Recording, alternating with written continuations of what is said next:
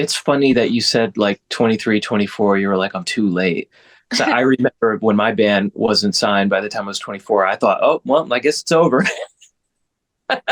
And my career is going better now than it ever has.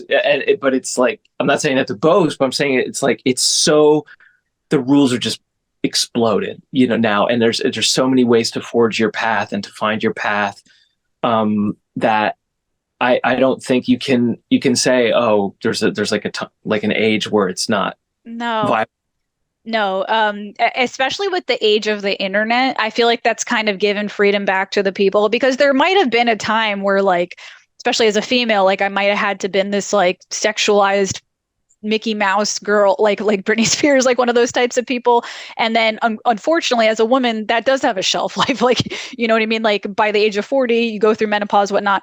Um, I feel like now there isn't so much ageism that way in music. Like, I think you can become successful at any age now. I have seen people pop off in their 40s, 50s, even 60s. And same is true for stand-up comedy as well.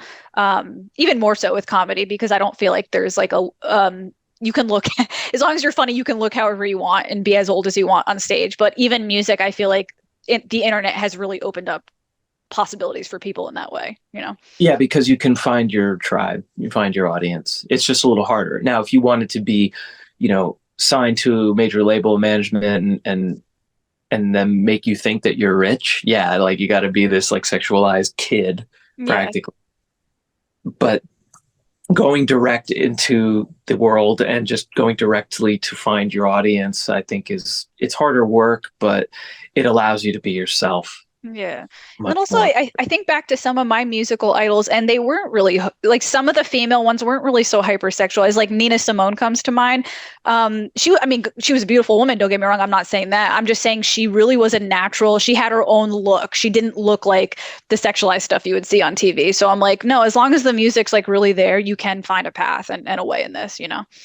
It's interesting. Yeah, if I may, I was thinking about like when I was a kid watching MTV in the '80s, and like because I just watched that "We Are the World" documentary on Netflix, "The Greatest Night in Pop," and I'm thinking about all those singers in the '80s, and thinking about Cyndi Lauper, who when I toured with Debbie Harry, we did a tour with her in 2007, and she was great. She was just fantastic, and Yeah. I just saw her talent, but she was not the sexualized pop star. It was like Madonna kind of Yeah.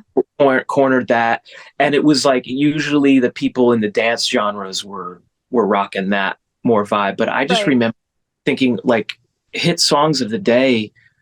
Yes, the MTV era was definitely more visual and it was getting more shallow. But look, you had Tracy Chapman with hit songs. You had Right.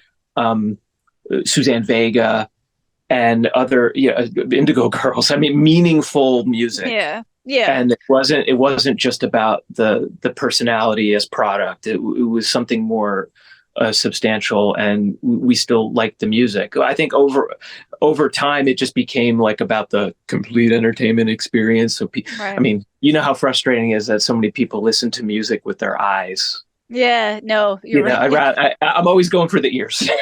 One of my friends, like he's not a musician. He was commenting on Fred Durst. I think Fred Durst made a new album and he was like, "Come on, man, it's over." And I was like, "Hey," I was like, "Listen, that." I was like, "I don't agree with that." Like some people do have that mentality of like it's over, but I don't buy it, you know? Yeah, what does it mean to be washed up, right? I mean, if you still got it, look, I was fortunate to play. That's, Um, sorry, I didn't mean to laugh. The thumbs up button just like randomly showed up on your yeah, I was screen. like, oh, well, someone approves of our notion here, right? Yeah. Well, so I think that I was privileged and fortunate to when I joined Kansas was that they let me into the whole picture as a band member. So I was writing with them too, and we were making an album called "The Absence of Presence," which came out during the pandemic in 2020. Yeah. And we're really proud of that album. I think it's a strong rock album in their genre. And, like I said, these guys, only a few of the original members are still in the band, but that's okay because they've had a lineage. It's always been about the music. And who's to say they shouldn't anymore? Now, will classic rock radio play it? No, Sirius XM will on their, specialty channels. But this is something that I've seen happen to these rock acts that I've played with over the years. Like, who is to say that you should stop doing what you want to do if you could still do it? Like, what gives them the right? If Yeah. nobody buys it, then nobody buys it. But if it still makes people happy, then go for it.